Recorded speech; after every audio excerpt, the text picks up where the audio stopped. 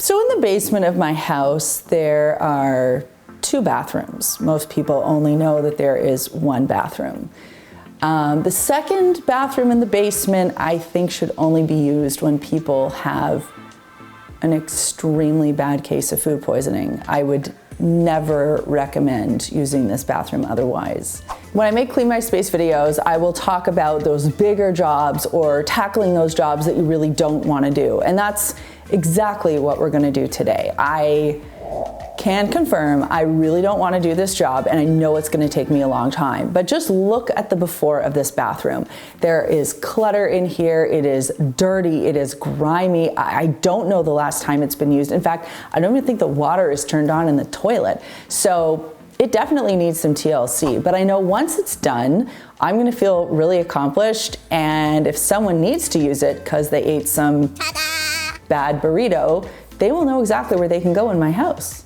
Okay, so I've done some stretches, I've gotten a drink, I have a playlist, I have my products and tools, which I'm gonna review with you. I've mentally prepared myself, my sleeves are rolled up, I am ready to go. We are gonna clean this bathroom together. And just before we get into it, a quick reminder, if you haven't done so already, to subscribe to the Clean My Space channel and give this video a thumbs up for seeing the nastiest space in my house.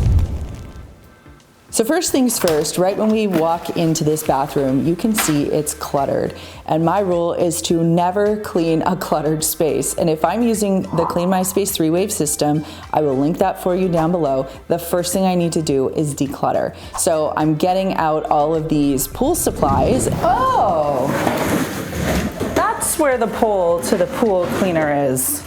I actually had no idea where that was. Merry Christmas and Happy Halloween. This seems to be just a location that was used to chuck something that we needed to get rid of. You know when you like shove something in a closet when people are coming over? I think that's what happened here, and just because we don't use this bathroom, bye-bye now, it just disappeared. Cool. Cool. There's just some other general, a cow, like, hello, where did you come from? There's just some stuff that, you know, I'm gonna declutter and put out in the hallway. I'm gonna sort through it, get rid of it. Like this pool floaty, I no longer need this. It is broken for life. And I doubt any of this stuff is gonna make its way back into the bathroom. Now, once that's done, I'm gonna take a moment to assess everything that's going on. This is so gross, and I am so embarrassed right now, and I'm very much dreading having to clean this. Okay, well, I hope you're feeling as shocked and horrified as I am. This bathroom truly has not been cleaned in the entire 6 years we've been in this house.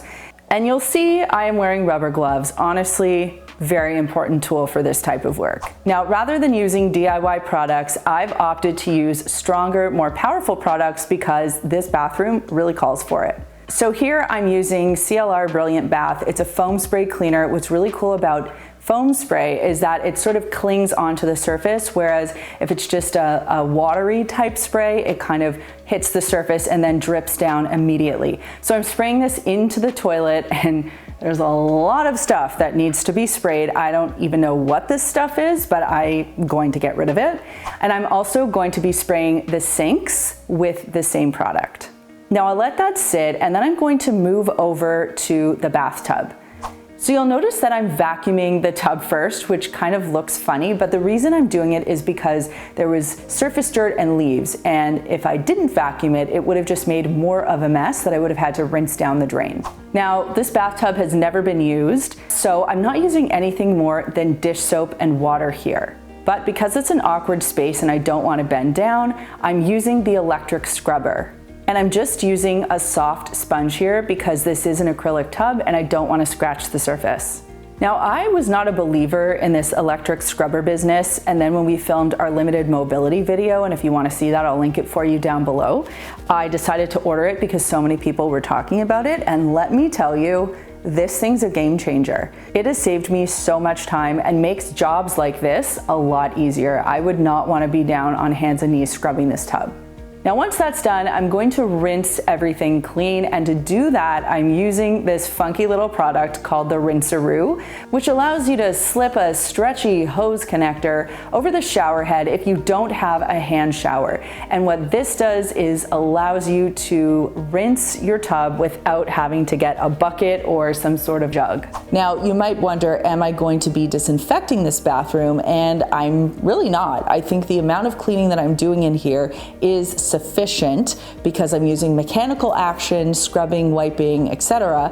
Plus I'm using a product that includes soap, which is more than enough to clean away most of the germs that one would be concerned about. If someone came to this bathroom and indeed did have food poisoning, that would be the time where I would clean it with a disinfectant. Okay, I'll be honest, I am dreading this job. But I am going to use the electric scrubber here, and I've put the dome head on top. That's going to allow me to get not only under the rim, but around the bowl. And because this hasn't had any water in it for, I don't know, 4 years maybe, I'm putting some water in with a bucket, and I'm just going to use that to help reactivate the product and get the brush wet. I'm not going to turn on the water until this is ready to be cleaned. Okay, so you can already see how well the CLR Brilliant Bath and the electric scrubber is working, and I can assure you, none of us wanted to get any spray from this particular job, so I worked very carefully to ensure that didn't happen. And you can see I'm going under the rim and slowly around the bowl to make sure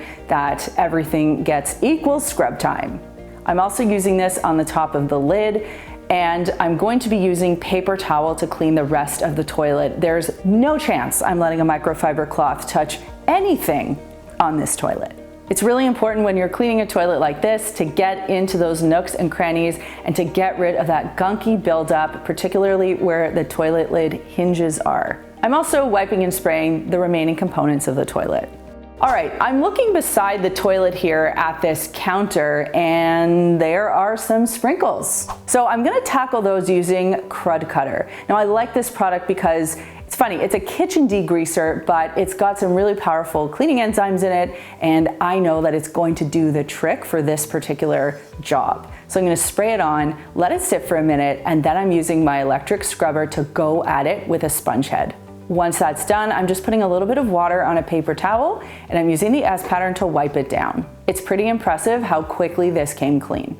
Okay, so the baseboards, I want to dry clean these first and then wet clean them second. The rule with baseboards is you want to dry dust them, so I'm using my Maker's Clean Maker's Mop as well as a general purpose microfiber cloth just to do that dry dusting. And then the second step, the second part of the rule, is to do your wet cleaning after, because if you do your wet cleaning first, any dust or debris that gets wet will actually stick to the baseboards and make it look worse. So I'm using my electric spray bottle here. This has a little bit of Dawn dish soap and water. I've shaken it up. You just activate the spray bottle, kind of move it around the areas that you need to saturate, and then turn it off. It's pretty cool. Now I'm using my electric scrub brush. I'm using the pointed head here, and that's just allowing me to get right into those corners and nooks and crannies and tight spots. Gotta be honest, this was gross, but oddly satisfying. And then to finish it up, I'm using some paper towel to wipe the baseboards clean, and the reveal is pretty sweet.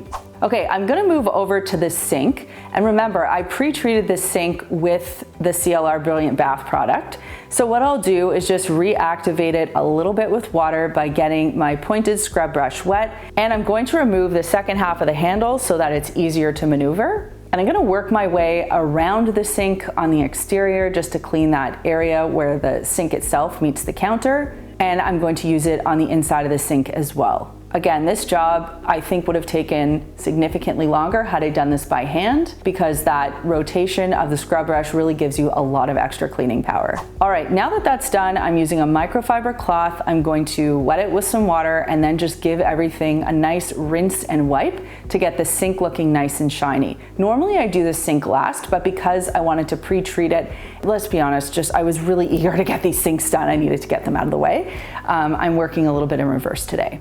Now I'm going to move on to the mirror, and to do this I'm using my electric spray bottle again with soap and water, and I'm going to spray the mirror down, and then I'm going to get a flat weave microfiber cloth and use the S pattern. Here I'm working in 2 sections to clean the mirror. Now what you'll notice is there are some hard water spots that I see here, and the soap and water isn't cutting it. So I'm going to level up and use a magic eraser. I'm not sure if you know this or not, but magic eraser is totally safe to use on glass and mirrors, and you can also work away some hard water stains. So all you want to do is make sure that your magic eraser is wet, scrub a little bit, wipe away, looks perfect.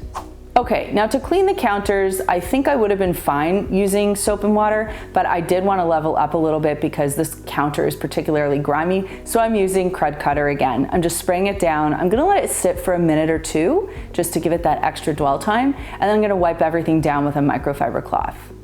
All right, so the last part of the 3-wave system is to take care of floors and garbage. So we've already taken care of the garbage. For the floors, I'm using a broom because this is a really tight place, so I can't really maneuver a vacuum easily in here. And I'm just sweeping out all of the remaining debris. Once that's done, I'm using the Maker's Mop and my electric spray bottle. On the Maker's Mop head, I have our heavy-duty mop pad. And again, just that soap and water in the electric spray bottle, spraying the floor, working section by section, and mopping my way out of the room. All right, so just some finishing touches on this bathroom, even though it never gets used. I mean, I guess the ghosts in my house need somewhere nice to hang out. So here we've got a fresh roll of paper towel, a beautiful Maker's Clean bath towel, and I'm reattaching the fan cover. Time to give myself a little treat. That was quite the effort, but you know what?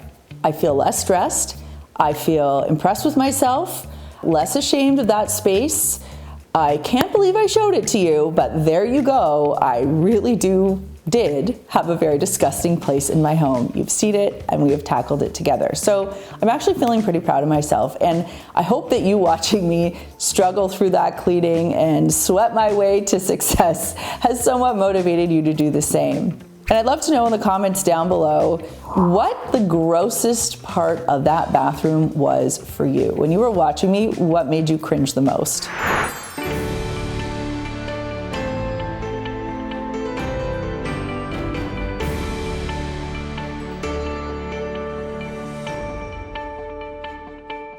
Now, one of our Clean My Space community members had a question about how to clean their vacuum tools, and we actually have a video on that, and I'm gonna link that video for you right over here. Cleaning your vacuum and vacuum tools is so important because that's the only way it's gonna suck for you. So you wanna make sure that you're keeping it in tip-top shape. If you haven't done so already, make sure that you subscribe to the Clean My Space channel. Thanks so much for watching, and see you next time.